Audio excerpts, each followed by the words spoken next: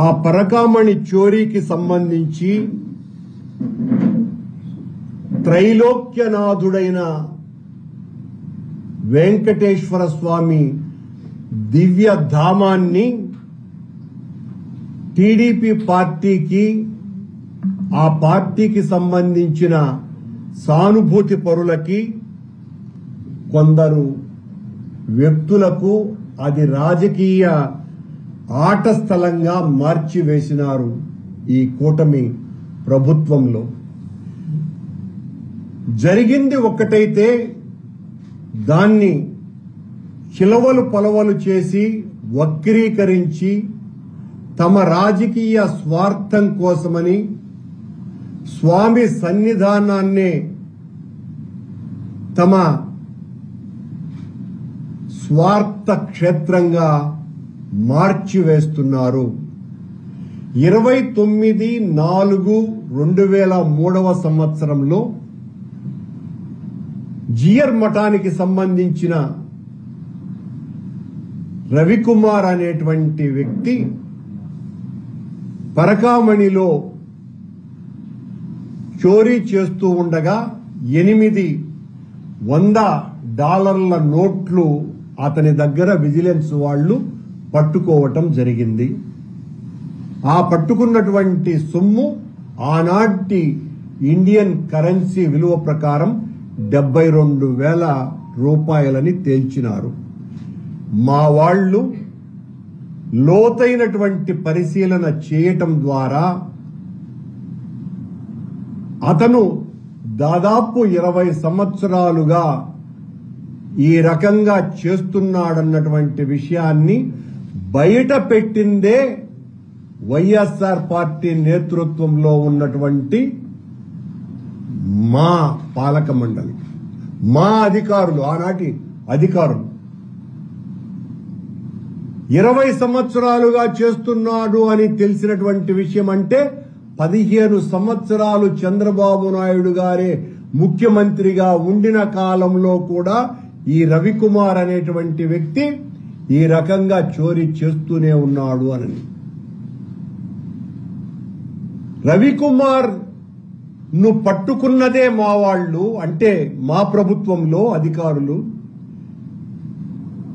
అతని చేత పట్టుకున్న తర్వాత ఆ కుటుంబ సభ్యులు, అతని శ్రీమతి, అతని కుమార్తెలు జరిగినటువంటి ఘోర అపచారానికి, నేరానికి తమ భర్త మీద బాధతో, ఆర్తితో వాళ్ళందరూ కూడా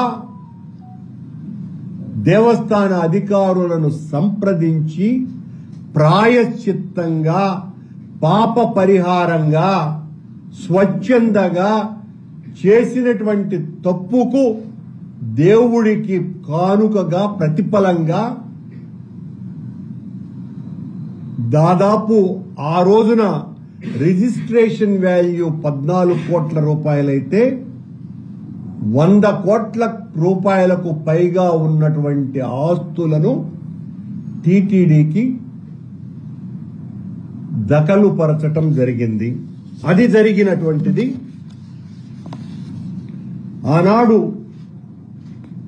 2024వ సంవత్సరం 19/6/2023 సంవత్సరంలో వాళ్ళు, ఇది బోర్డు రెజల్యూషన్, వాళ్ళు ఇచ్చినారు. ఇట్లా 14 కోట్ల రూపాయల ఆస్తిని బోర్డు తీర్మానం ద్వారా ఆమోదించటం జరిగింది అని ఈ విషయాన్ని స్పష్టంగా తీసుకోవడం. అప్పుడు నేను అధ్యక్షుడిని కాదు. నేను వాస్తవాలను ఈరోజు బయట పెట్టదలుచుకున్నాను ఈ పత్రికేయ సమావేశం ద్వారా. చంద్రబాబు గారి టైంలో 15 సంవత్సరాలలో ఎన్నిసార్లు అతను ఈ దొంగతనం చేసి ఉంటే అంత కూడబెట్టి ఉంటాడు మీరు కనిపెట్టారా? ఒక్కరోజైనా మీ ప్రభుత్వంలో ఆ దొంగను పట్టుకున్నదా? పట్టుకున్నదే మేమే. కొట్టేయాలనుకున్నటువంటి వాళ్లను దొంగను పట్టుకుంటారా? కొట్టేయాలనుకున్న వాళ్ళు ఎవరైనా? ఏదో నిన్న ఒక వ్యక్తి సీసీ ఫుటేజ్ లో అతను దొంగతనం చేస్తున్నట్టుగా ఇవన్నీ కూడా టీటీడీ దగ్గర ఉంటాయి. ఈ రోజున ఆ విజిలెన్స్ వాళ్లను బెదిరించి బ్లాక్మెయిల్ చేస్తూ దాన్ని బయట పెట్టినంత మాత్రాన ఒకటి కాదు, మీరు నిజం చెప్తే చంద్రబాబు టైంలో ఉన్నటువంటివి కూడా బయట పెట్టాలా? అవన్నీ అరైజ్ అయిపోయినాయి, తుడిచేసినారని మళ్ళా అదొక అబద్ధం చెప్పటం. అడుగడుగున దీనికి సంబంధించి చంద్రబాబు గారి ప్రభుత్వం అధికారంలోకి వచ్చిన తరువాత విజిలెన్స్ ఎంక్వైరీ వేసినారు. తిరుపతిలో ఉన్నటువంటి వాళ్లు సరిపోరని రాష్ట్రంలో ఉన్న, అమరావతిలో ఉన్న అనేక మంది విజిలెన్స్ అధికారులంతా కూడా నెలల తరబడి శోధించి దీని మీద నివేదిక కూడా సమర్పించినారు. దమ్ముంటే, ధైర్యం ఉంటే ఆ విజిలెన్స్ నివేదికను బయట పెట్టాలా? ఎందుకు బయట పెట్టాలా? మీరు ఆ రోజున మీకు సంబంధించినటువంటి ఒక శాసన మండలి సభ్యుడే జనవరి నెలలో దీనికి సంబంధించి ప్రశ్న వేస్తే రామనారాయణ రెడ్డి దేవాదాయ శాఖ మంత్రి దానికి సమాధానం ఇచ్చిన తరువాత ఆ నివేదిక ఎందుకు బయటికి రాలేదు?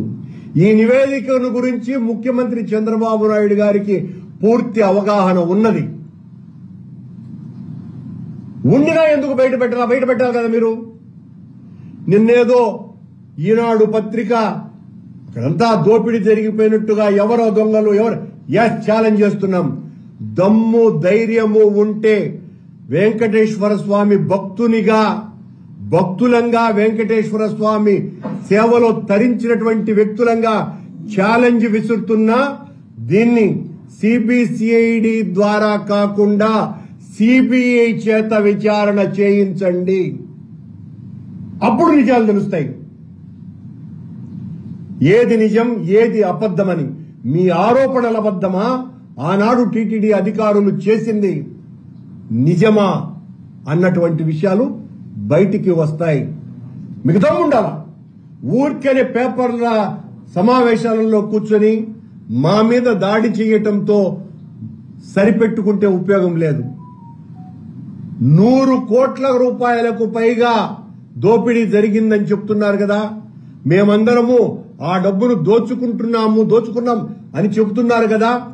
ఈ రవికుమార్ అనేటువంటి వ్యక్తి ఏ ఆస్తులు ఉన్నాయి ఆయనకి అన్నటువంటి విషయం కర్ణాటక, తమిళనాడు, ఆంధ్ర, తెలంగాణ రాష్ట్రాలన్నీ కూడా ఈ విజిలెన్స్ వాళ్ళు అక్కడున్నటువంటి రిజిస్ట్రేషన్ ఆఫీసర్లతో కూడా మాట్లాడే ఆ నివేదికను ఇవ్వటం కూడా జరిగింది. ఇంకా మీరు ఆ రవికుమార్కు ఉండేటువంటి ఎవరికైతే రిజిస్ట్రేషన్ చేయించినాడో మీరు అంటున్నారు మా బినామీలకో లేకపోతే మాకో లేదా రవికుమార్కు సంబంధించినటువంటి బినామీలో ఏదైనా కూడా నిగ్గు తేలాలంటే సిబిఐ చేత ఎంక్వైరీ చేయించాలి. మేము సిద్ధంగా ఉన్నాం. ఒకటికి 10 సార్లు చెప్తున్నా, సిబిఐ చేత ఎంక్వైరీ చేయించాలి. ఎప్పుడు తిరుమల తిరుపతి దేవస్థాన చరిత్రలో ఒక దొంగను అధికారులు పట్టుకున్న తరువాత అతను స్వచ్ఛందంగా చేసిన తప్పుకు పరిహారంగా, ప్రాయశ్చిత్తంగా ఈ రకంగా తన ఆస్తులు రాయించినటువంటి సంఘటన ఒక్కటన్నా ఉందా? అది మా ప్రభుత్వంలో మేము చేసినటువంటి ఒక గొప్పతనం, ఒక మంచి పని. మీరంటున్నారు దాని ద్వారా ఆస్తులు మేము కాజేసినామని.